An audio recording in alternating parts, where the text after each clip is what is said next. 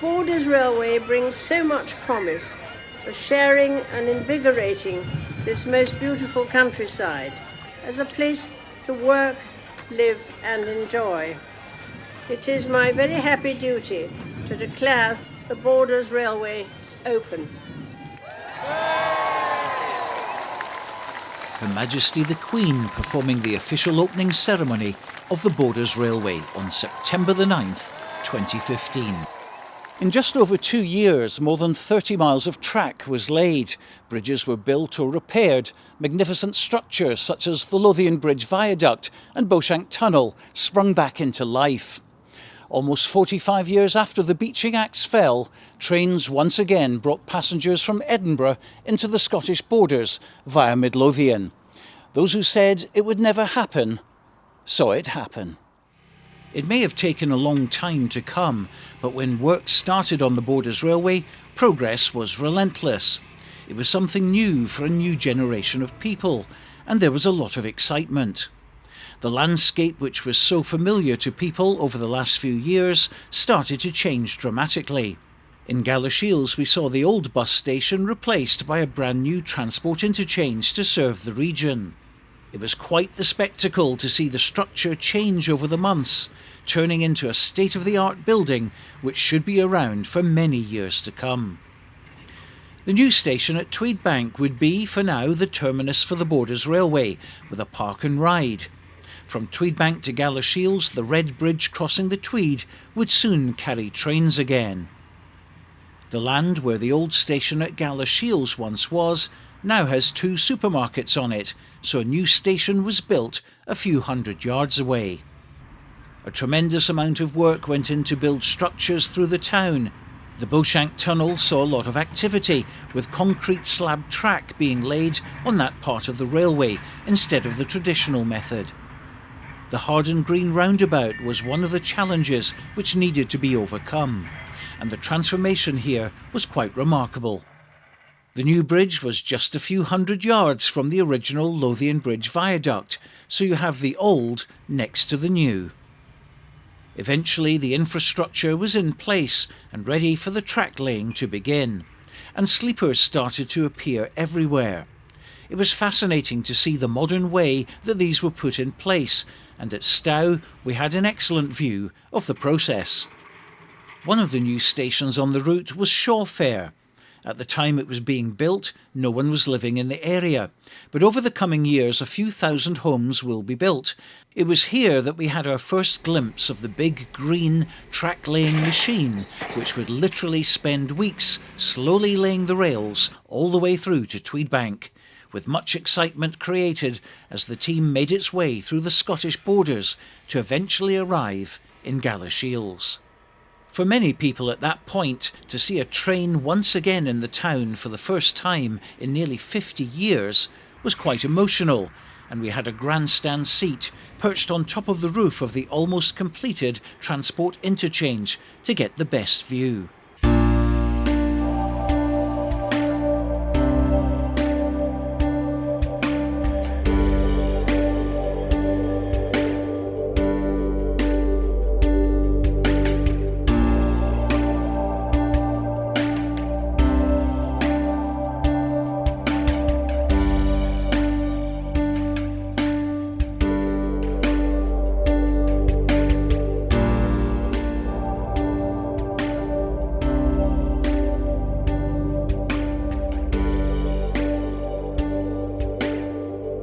A crowd gathered by the time the team had reached the end of the line, and it was job done as the last bolt went in.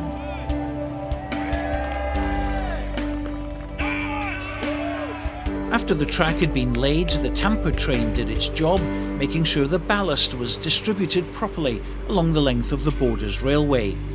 Then it was the turn of the long yellow test train, packed with equipment, which would check every last detail to make sure everything was safe. It was quite a sight seeing it roll down the tracks very early one summer morning.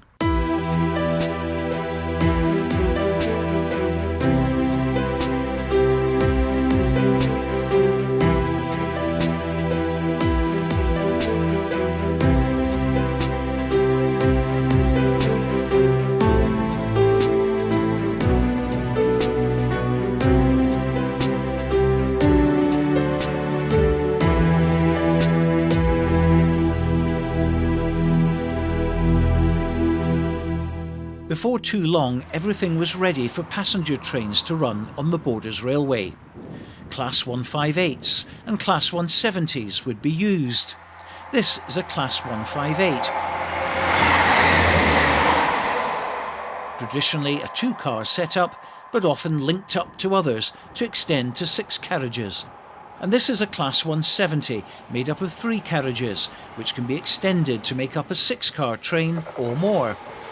These would soon become very familiar along the length of the Borders Railway, particularly when the driver training began. There were 10 successful new drivers employed from over 2,000 applicants. One of them was Selkirk mechanic Stuart Farrell, who we'll meet later on in the programme. A lot of passengers have used the Borders Railway since it opened. Over 4 million in the first 3 years and over 2 million in 2019 alone. Far more than anyone had predicted. Some businesses in the Borders reported an increase in sales, while attractions such as Sir Walter Scott's house at Abbotsford saw their visitor numbers go up dramatically. It's been fantastic to have the Borders Railway terminating just at Tweedbank, just down the road from us, because it's made Abbotsford so accessible, well, the whole area, but for our purposes, made Abbotsford so accessible to people from the Edinburgh region. We do a customer survey for people who buy tickets to come and visit Abbotsford, and we do that each year. And we've been doing it each year since the Borders Railway opened at the tail end of 2015. And generally speaking, it's somewhere in the region of 8 to 10% of our paying visitors tell us that they came down on the railway line from Edinburgh.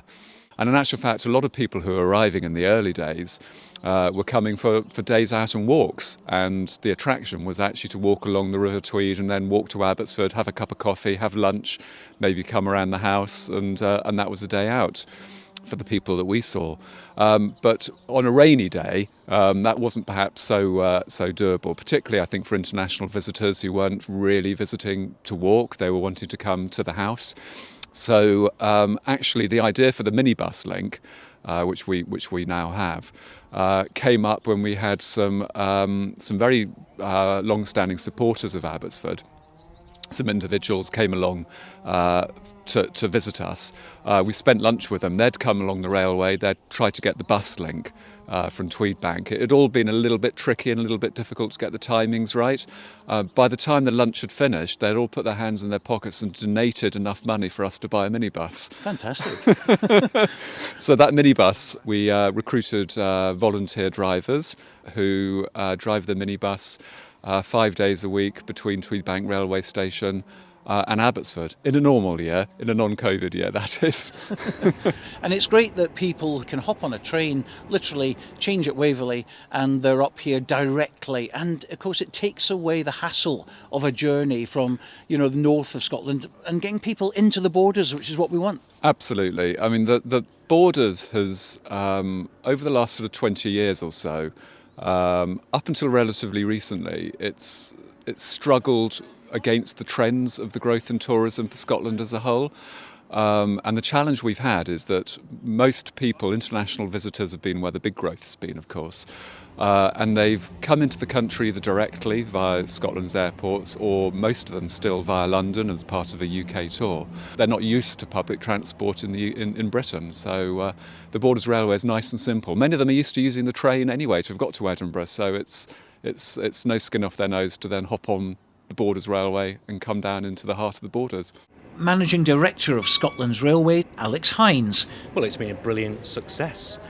Passenger numbers have exceeded forecast, and at nearly every timetable change we've had to add additional carriages because customers have been voting with their feet, and it's been so successful. Of course, people want to build it further south, and recently we've had the announcement by Scottish Government around the decarbonisation action plan, which will envisage the electrification of the line between now and 2035. So a fantastic success story, 5 brilliant years, and lots more to look forward to in the future. We would have liked to have it double track all the way. Yes, we would have liked an electric railway, but if we'd insisted on that at the start, it might never have been built. Actually, by building it in the way that we have, we've created a fantastic business case to make the case for further enhancement and indeed electrification as part of the plan to decarbonise. But it's a really important part of the Scotland's railway map. You know, the first new line opened in over 100 years in Britain. It's a hugely proud moment for the railway, but of course the Borders Railway is about what the Borders Railway does, which is about connecting people with jobs and affordable homes.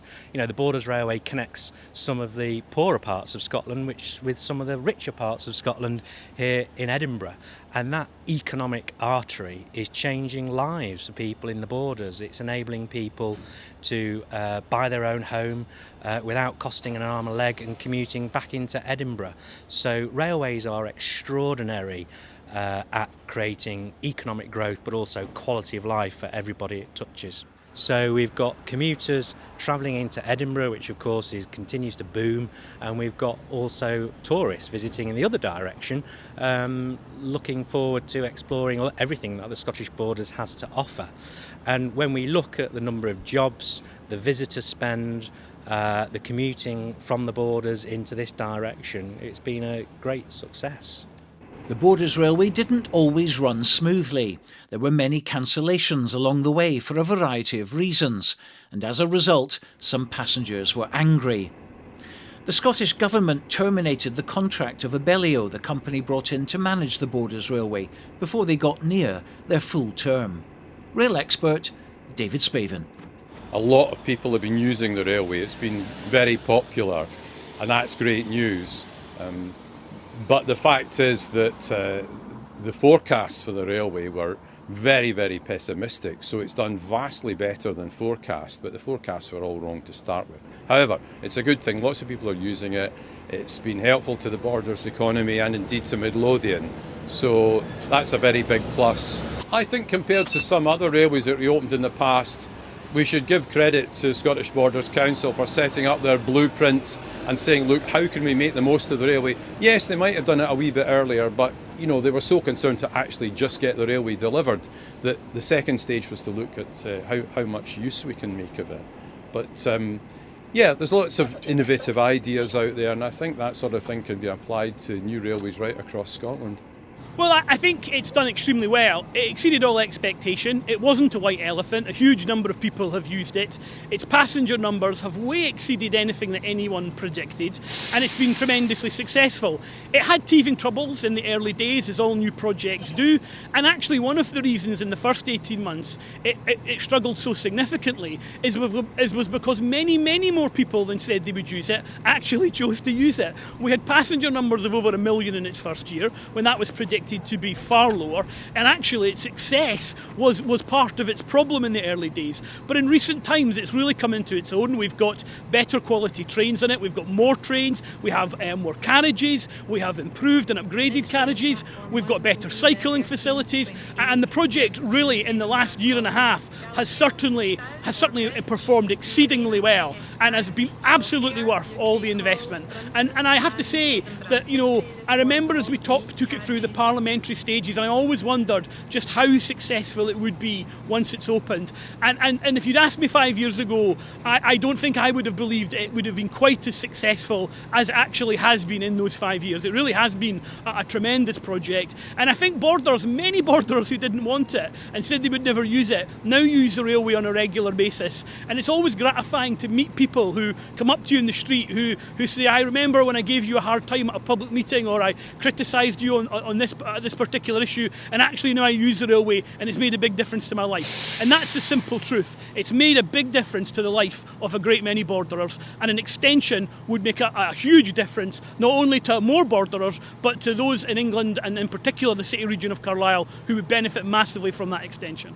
So overall, obviously, a great success in terms of passenger numbers and things like that. But of course, there were bad times as well, particularly early on. There were signal failures, lots of cancellations, overcrowding as well. But you did hint yourself just now that in the last year and a half these things have been addressed and are not so much of a problem as they used to be. Yeah, I mean, the early days were very difficult because the line was predicted to carry a certain number of passengers, and therefore the service was designed for that certain number of passengers. And very quickly the line was carrying way in excess of the passenger numbers people expected. There were some issues around signalling, there were some issues around the way in which the project was structured in those early days, and it did take a number of years to get all of that solved. But in the last year and a half, with a better class of train, with renovated trains, and with a better punctual service, that the line has really come into its own and has been a real significant success. And if you looked at its operation last year, it bore no resemblance to its operation in the first year in relation of the quality of the line that we now have. More from David later, but let's go back to the start of the Borders Railway. 10 drivers were recruited from over 2,000 who applied. Stuart Farrell from Selkirk was one of them, and he had the honour of driving the first train on the Borders Railway. And 5 years on, he's still there. What are your memories of that first day, the Golden Ticket Day? Because it was a fantastic celebration for the area. Yeah, to see all the people that were on the platforms and to drive that first train, that's something that stays with you forever. So it was a real pleasure and a real privilege to be able to do that. So now looking back, I've still got pride there with that.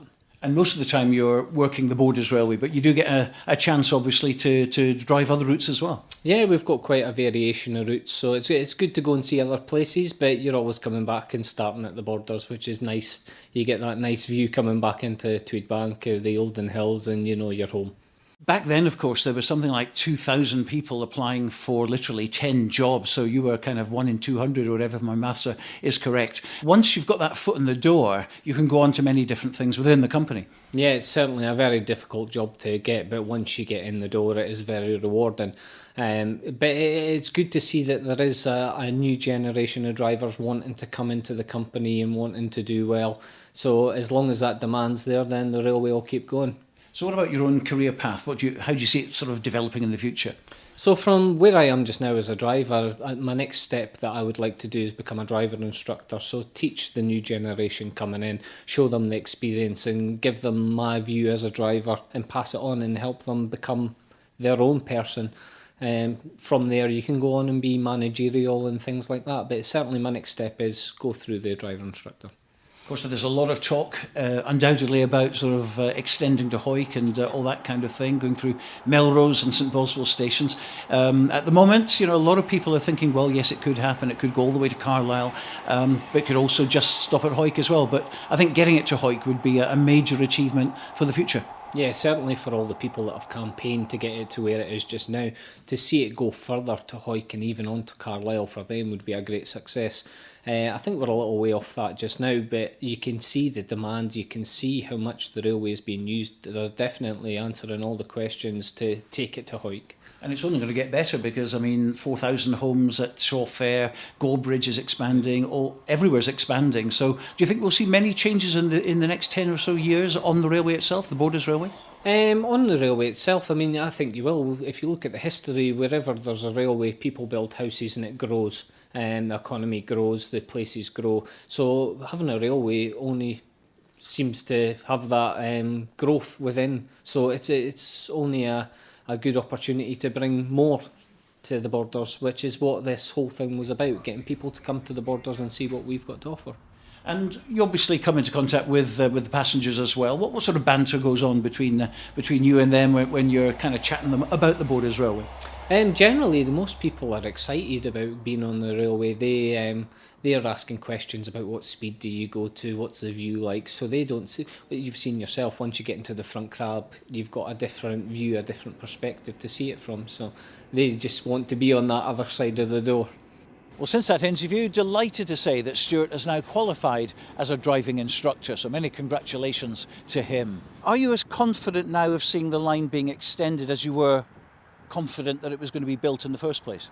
No, I wouldn't say I'm that confident that as I was in the first place. I think the first business case and the work done to take it from Edinburgh to Tweedbank, in some respects, although it was a colossal project to deliver, it was a relatively easy project to deliver in engineering terms. And although there were lots of arguments around the project, I always felt that there was significant political momentum behind it because the three councils were working together and because we had some really great campaigners and other people on it. Now, we're 5 years on since the railway came to Tweedbank, and we're still not yet at the stage where the next stage of the feasibility has even begun. We're only at the very early stages of starting that feasibility study, and there's certainly been a loss of momentum in my opinion. And although we've had lots of warm words, I don't sense there's the same political impetus to try and deliver it, and I don't think there's the same sense of momentum.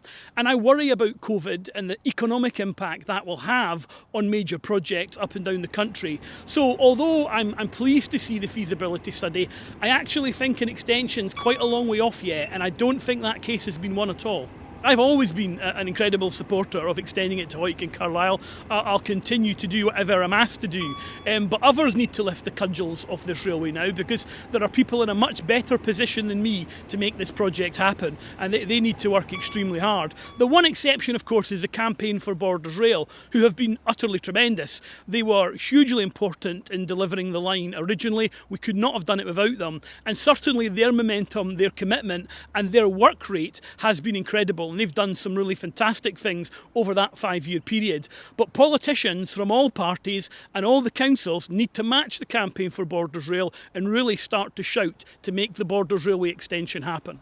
And in the concluding programme, we'll be looking at the possibility of an extension of the Borders Railway, which among other benefits would allow people from all over the world to have the opportunity to visit the Scottish borders and enjoy all that the area has to offer.